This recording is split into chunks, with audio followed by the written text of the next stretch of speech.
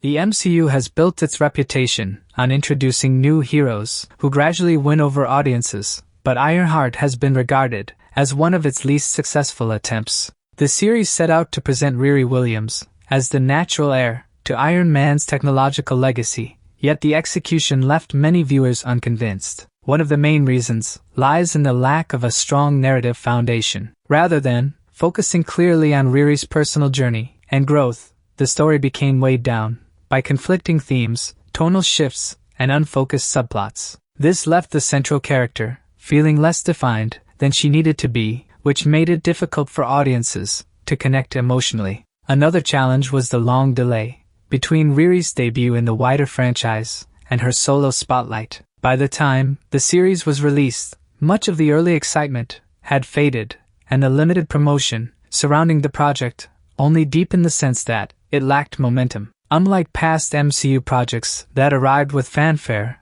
Ironheart felt like it was quietly pushed out, and that lack of build-up impacted the way audiences received it. The mixed reception from critics, who criticized the uneven storytelling, added to the impression that the series was underdeveloped. Beyond structural weaknesses, Ironheart also suffered from a mismatch with audience expectations. For many fans, the idea of a successor to Iron Man carried enormous weight, but the show did little to tie Riri's arc meaningfully to the character, whose mantle she was positioned to inherit. Instead of deepening that legacy, the story often seemed disconnected, giving the impression that Riri existed on the margins of the MCU, rather than at its heart. Viewers who might have embraced her as a new lead found little in the way of compelling links to the franchise they already loved. The combination of narrative inconsistency, weak promotion, and a lack of emotional resonance created a cycle where initial curiosity could not be sustained.